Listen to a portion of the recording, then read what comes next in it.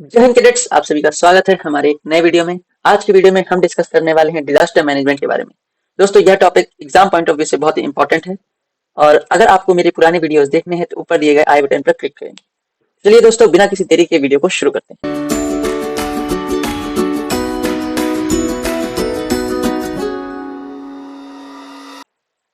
सबसे पहले देखते हैं दोस्तों, डिजास्टर होता क्या है। Disaster denotes any odd event, natural or man-made, which brings about immense misery to a region and it becomes difficult to cope up with the situation through local resources. They are of two types of disaster, natural and man-made.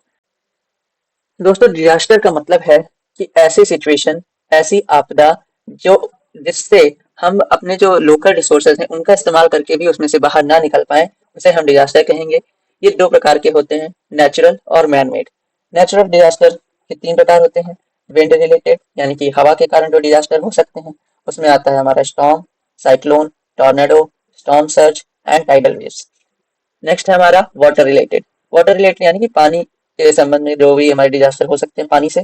Flood, cloud burst, flash flood, excessive rain and drought. और तीसरा है हमारा अर्थ related, जो कि होता है earthquake, tsunami, avalanches, landslides and volcanic eruptions.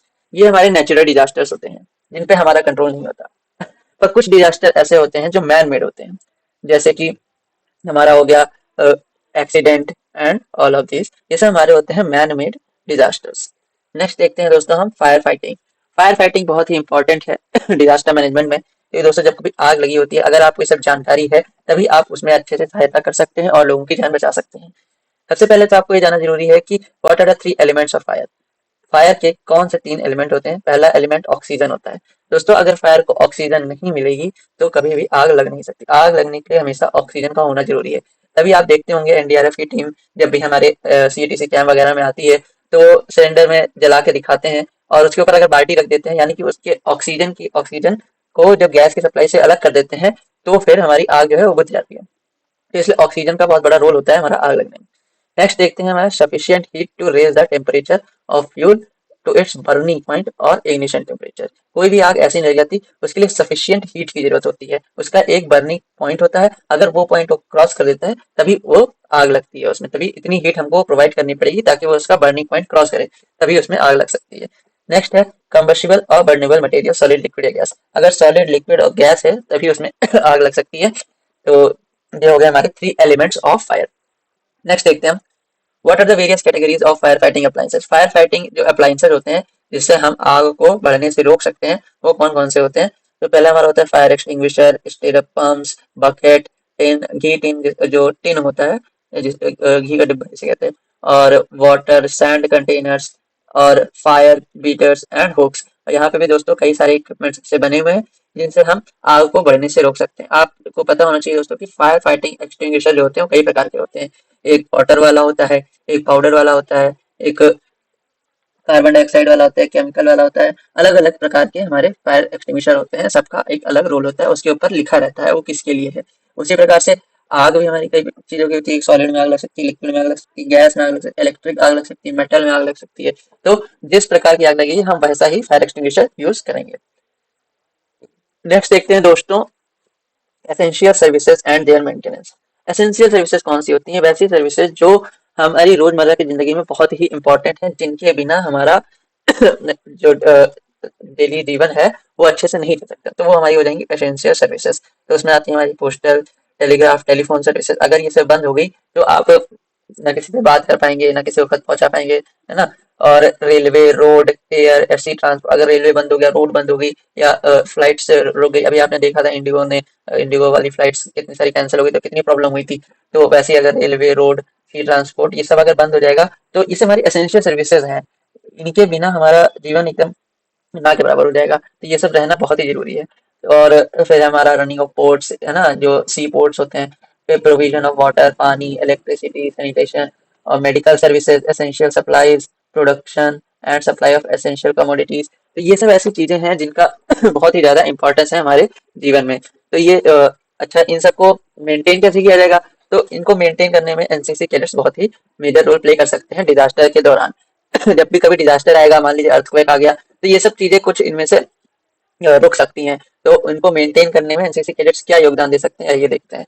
Telephone exchange as operator, मान लीजिए टेलीफोन खराब हो गया तो एज ऑपरेटर वो टेलीफोन एक्सचेंज कर सकते हैं और वहाँ पे अपना सहयोग दे सकते हैं। नेक्स्ट हॉस्पिटल में एनसीसी कैडेट भी बहुत बड़ा सहयोग दे सकते हैं। नर्स बन सकते हैं और जो as link between doctors, nurses, patient and hospital technician, they could also help in maintaining hospital discipline, वहाँ के डिसिप्लिन, वहाँ की सिक्योरिटी की वो देख रेख कर सकते हैं।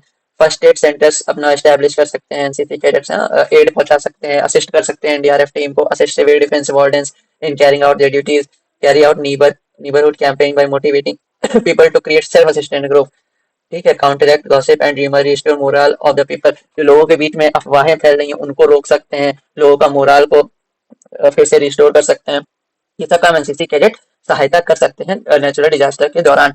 Assist the civil authorities whenever feasible and to the best ability. Some of the areas where cadet can help are search for the rescue trap people, जो ट्रैप पीपल हैं जो कहीं फंसे हुए हैं उनको रेस्क्यू कर सकते हैं, उनके रेस्क्यू में हेल्प कर सकते हैं टीम एनडीआरएफ वगैरह की टीम्स को। और salvage destroyed structure and property, distribution of relief material to the affected people affected population for their temporary substances, जो जनता हमारी फंसी हुई है उसको रिलीफ मटेरियल प्रोवाइड कराने में हेल्प कर सकते, डिस्ट्रीब्यूट कर सकते हैं। Coordinate the relief flow from outside and ensure maximum coverage of territory, the provision of relief stores, food and water, avoiding wastage and duplication of work in the same area, इन सब चीजों में सहायता कर सकते हैं। Repair and restore essential services to enable rescue and relief work for the normalisation of activity, जो हमारे एसेंशियल सर्विसेज हैं उनको रिस्टोर कर सकते हैं, रिपेयर कर सकते हैं। ये सब एनसीसी कैडेट जो है वो हमारी इतनी सहायता कर सकते हैं नेचुरल डिजास्टर के दौरान। और देखते हैं एनसीसी कैडेट्स का क्या रोल होगा डिजास्टर के दौरान। तो ट्रैफिक मैनेजमेंट कर सकते हैं वो अंडर सुपरविजन, ठीक है, जो ट्रैफिक पुलिस है उसके सुपरविजन में ट्रैफिक मैनेजमेंट में हेल्प कर सकते हैं। सर्च एंड रेस्क्यू मैंने आपको बताया, फर्स्ट एड प्रोवाइड कर सकते हैं लोगों को, है ना, बैंडेज कर सकते हैं, रेस्क्यू कर सकते हैं पीपल को। Helping in seating up and administration of relief camp, जो रिलीफ कैंप है वहाँ बहुत ज्यादा अफरा तफरी मची होगी तो वहाँ पे लोगों को एक जगह सही से बैठाना, ठीक है, वहाँ पे डिसिप्लिन क्रिएट करना, वहाँ भी किसी प्रकार का रश ना होने देना, ये सब एनसीसी कैडेट डिसिप्लिन में मेंटेन कर सकते हैं। Collection, loading and dispatch of medical aid material, food, जो मेडिकल एड है यानी जो मेडिकल एड आ रही है उसको कलेक्ट कर सकते हैं, लोड कर सकते हैं, डिस्पैच कर सकते हैं, है ना, फूड को लोग पहुंचा सकते हैं। और conduct of cultural recreational activity for victim to boost their morale later rehabilitation stage, मतलब जब डिजास्टर जा चुका है उसके बाद लोगों में मोरल को बूस्ट करने में हेल्प कर सकते हैं, उनको रिहाब करने में मदद कर सकते हैं, उनके रिहाब स्टेज में। ये देखिए बच्चों को ट्रेनिंग दी जा रही है कि कैसे डिजास्टर जब आएगा तो आपको किस तरीके से हेल्प करनी है ना, कैसे लोगों को उठा के लेके आना है।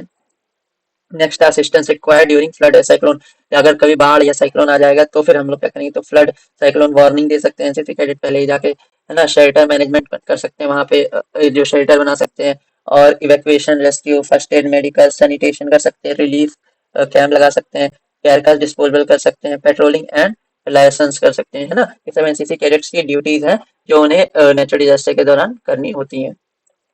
नेक्स्ट है the effective method to contact NCC cadet to be available for any assistance during calamities, तो अगर एनसीसी कैडेट्स को कांटेक्ट करना हो एक दूसरे से, कैसे कैसे, रेडियो के थ्रू, टीवी के through, contact telephone number, jeep with loud हेलर से और बाय वर्ड ऑफ माउथ, इन सब चीजों से एक दूसरे से वो संपर्क स्थापित कर सकते हैं। नेक्स्ट देखते हैं the basic consideration of setting up relief camp for the disaster management, जो हम डिजास्टर मैनेजमेंट होगा तो उसमें अगर रिलीफ कैंप को सेट करना है तो उसके लिए हमको किन बातों का ध्यान रखना जरूरी है। सबसे पहले तो सोशल नीड, यानी कि लोगों को क्या जरूरत है, क्या क्या social needs in most circumstances the choice will be limited and any land meeting even minimum standard may be scarce, however the site selected must meet the basic need of the society, आपको जो वहाँ के आपको relief camp लगाना है तो उसके लिए एक सही जगह ढूंढनी पड़ेगी कि वो लोगों की बेसिक नीड्स को प्रोवाइड कर सके वहाँ पे, ठीक है। Water, the single most important site selection criteria are the availability of adequate amount of water year round वैसे द वाटरशेड एरिया में भी कंसिडरेशन, तो आपको जो कैंप लगाना है वो हमेशा ऐसी जगह लगाना है जहाँ से आपको पानी का एक भरपूर मात्रा मिल सके, जहाँ से आपको पानी की दिक्कत ना हो, क्योंकि ये सबसे ज्यादा बेसिक नीड है, मोस्ट इंपॉर्टेंट है कि वहां आपको पानी की दिक्कत नहीं होनी चाहिए लोगों को, है ना। ओपन स्पेस होना चाहिए, the site must provide sufficient amount of usable space for the displaced population since there is always a possibility that more people may arrive, the site should be large enough to allow for the major expansion, मतलब जो आप relief camp बनाएंगे वहां आपको ये जरूर ध्यान रखना है कि और भी लोग वहां पे आ सकते हैं ना, वहां पे सफिशिएंट अमाउंट होना चाहिए जगह का, और बहुत ही बड़ी मतलब ऐसी जगह आपको ढूंढनी है कि वहाँ ज्यादा से ज्यादा लोग वहां पे आ सकें। एक्सेसिबिलिटी होनी चाहिए, The site must be accessible by vehicle and close to communication link, sources of supply and services such as food, cooking, food, shelter, material, national community services। जो आपका रिलीफ कैंप होना चाहिए वो एक्सेसिबल होना चाहिए, मतलब वहाँ पे गाड़ी वाड़ी आ सके, है ना, और वहाँ पे कम्युनिकेशन स्थापित किया जा सके। जो है हमारा सप्लाई जो होती है services, food, cooking, fuel, shelter, material, ये सब वहां से नजदीक हो, वहां पहुंचाना आसान हो, ताकि लोग उसका अच्छे से इस्तेमाल करें, टाइम पे वो चीज मिल सके, तभी उस रिलीफ कैंप का असली मकसद पूर्ण होगा। Environment the area should be free of major environment health hazard, potential diseases and harmful insects such as mosquito. आपको इन्वायरमेंट का अच्छे से ध्यान रखना है कि वहाँ पे आपको मॉस्किटोज से बचा के रखना है लोगों को, वहाँ उनकी कहीं तबीयत ना खराब होने पाए, और वहाँ हार्मफुल इंसेक्ट्स हो सकते हैं ना, मॉस्किटोज, फ्लाइज, तो उन सब से उनको बचा के रखना है, चाहे आप वहाँ नेट लगवाएं चाहे जिससे करें। तो आपको पूरा इन्वायरमेंट का भी अच्छे से ध्यान रखना है।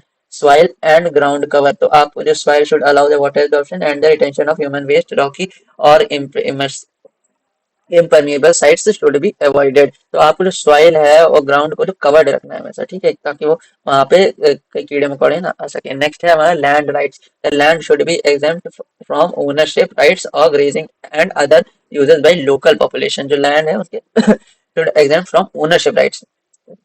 तो जो आपका लैंड है वो राइट्स होना चाहिए आपके पास, क्या वहां पे लगा सकते हो अपना रिलीफ कैंप। नेक्स्ट है transit centre. There may be need to set up a reception और transit centre through which display people pass on the way and long term settlement site. तो मतलब आपका जो रिलीफ कैंप है वहाँ पे आपका ट्रांजिट सेंटर होना चाहिए, रिसेप्शन होना चाहिए, ताकि जो लोग वहाँ आ रहे हैं वो वहाँ आपके पास होके जा सकें, वहाँ लॉन्ग टर्म सेटलमेंट कर सकें। चलिए दोस्तों नेक्स्ट देखते हैं।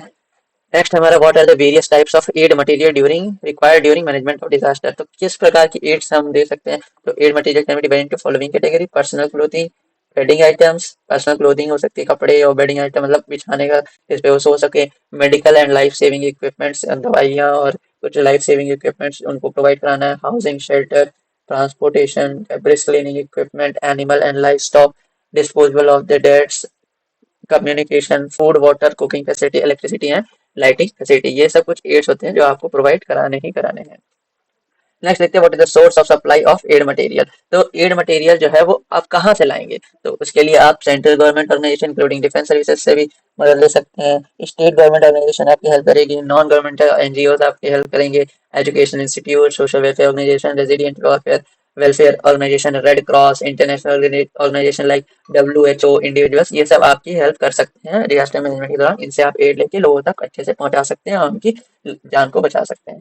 तो दोस्तों आज के वीडियो में हमने सीखा डिजास्टर मैनेजमेंट के बारे में। ये टॉपिक जो है एनसीसी एग्जाम के पॉइंट ऑफ व्यू से बहुत ही इंपॉर्टेंट है। आई होप आपने ये टॉपिक अच्छे से पढ़ा होगा। अगर आपको ये वीडियो अच्छा लगा हो तो वीडियो को लाइक करें, चैनल को सब्सक्राइब करें और वीडियो को ज्यादा से ज्यादा शेयर करें।